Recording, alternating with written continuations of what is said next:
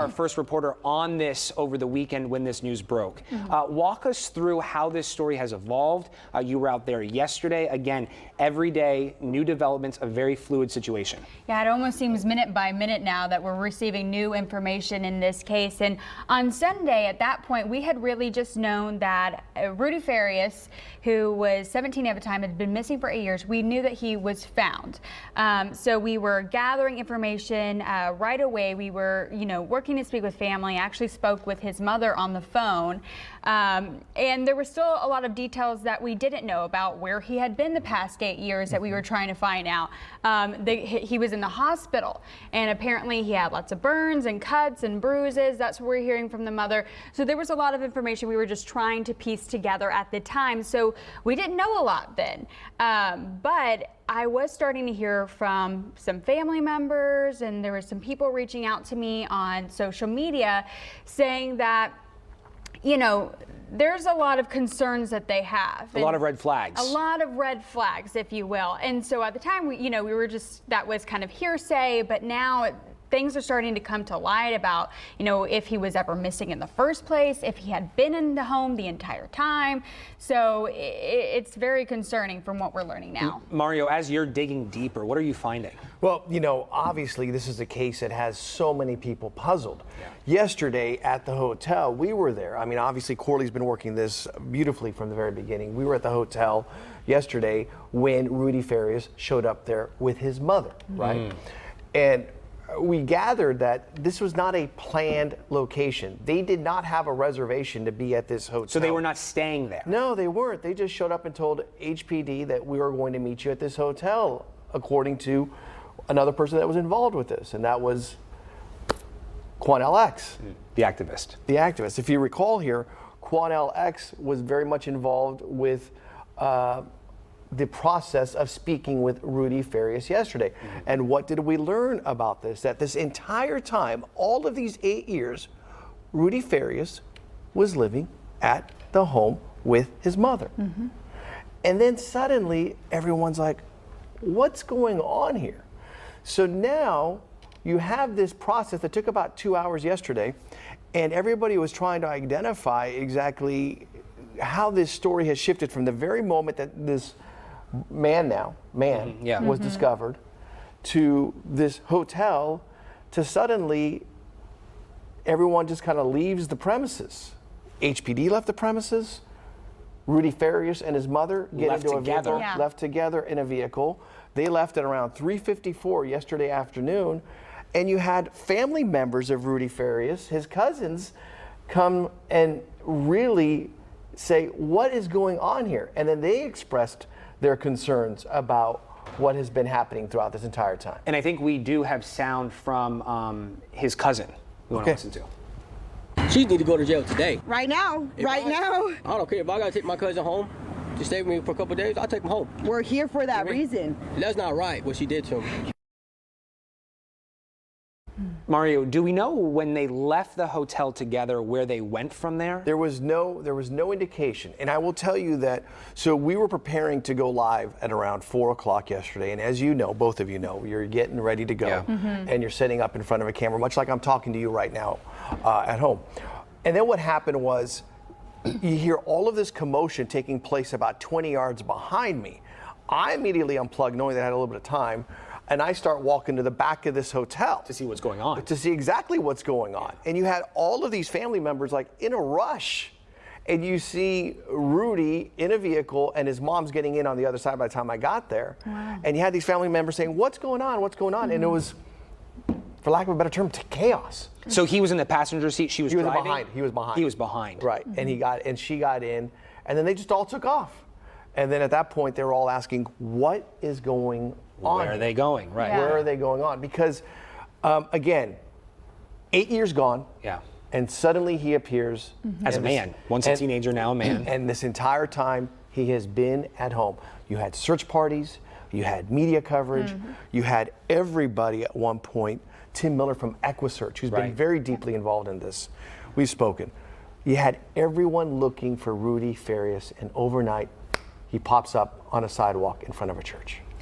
And I will say a lot of family members did have their suspicions over the years, and HPD even confirmed to us that in 2018, they got a call from a family member saying that they believed Rudy was there at his mom's house. And so police went out there, they searched the area, but they didn't find anything.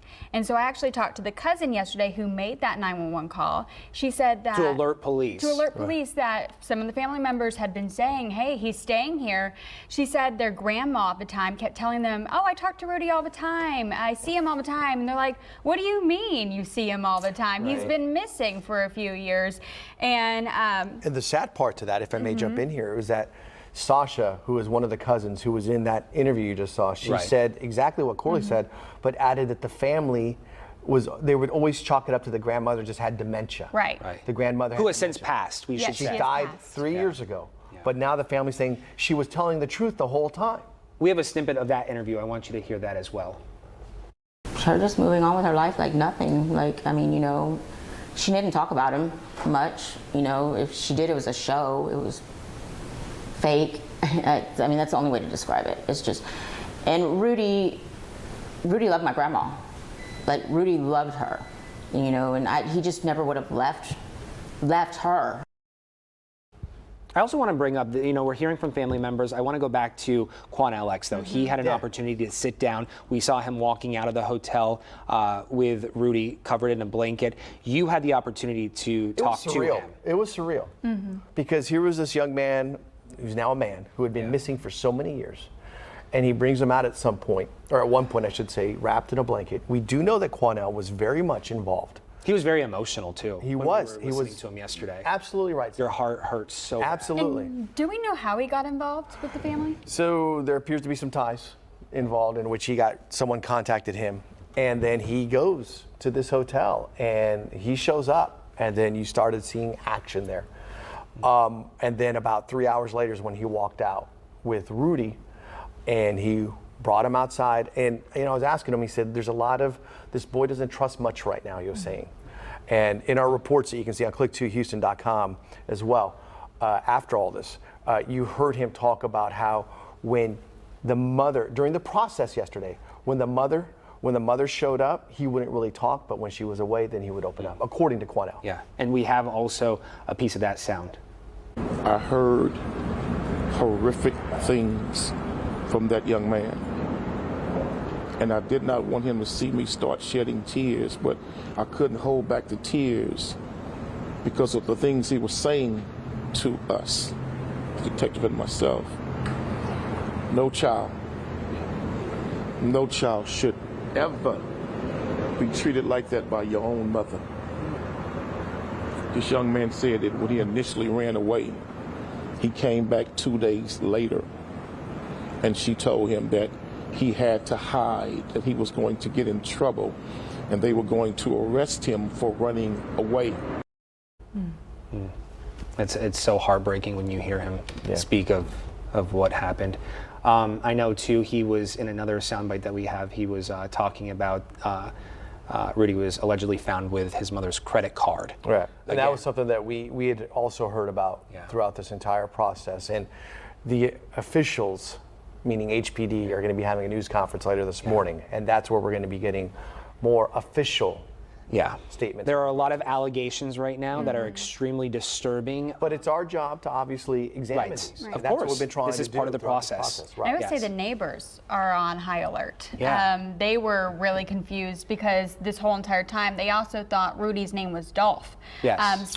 Some neighbors that have only lived in the neighborhood for about 3 years had no idea that his mother had a missing son. Right. And the entire time they've been hanging out with this guy named Dolph in their garage, walking in the neighborhood. He would stop by, He say would stop hello. by, they'd hang out, and even they shared some text messages with me with Rudy's mother that she would send to the neighbors, and she'd be looking for her son, and she would refer herself as Dolph's mom.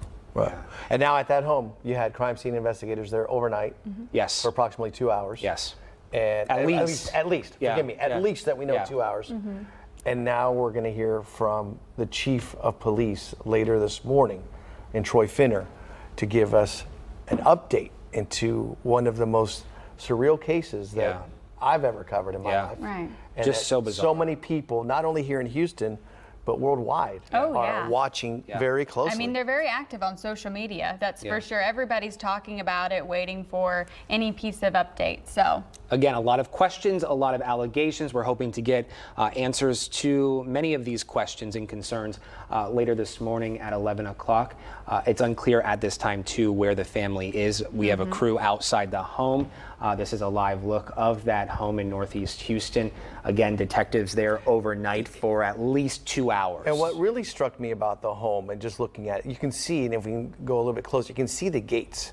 There's a lot of gates there. Yes. There are some, you have a gate at the entryway there, you have gates on the side, and the family members said yesterday you have a hard time opening up those gates.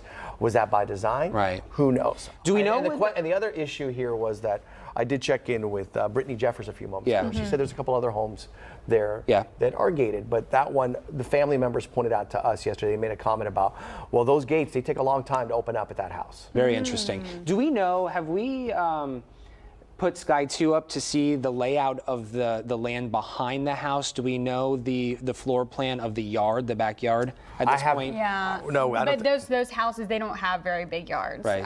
So You were out there yesterday for much of the day. Right. Okay. And I know too, if you just by observation, looking at that, the live shot, the car in the yard has paper tags.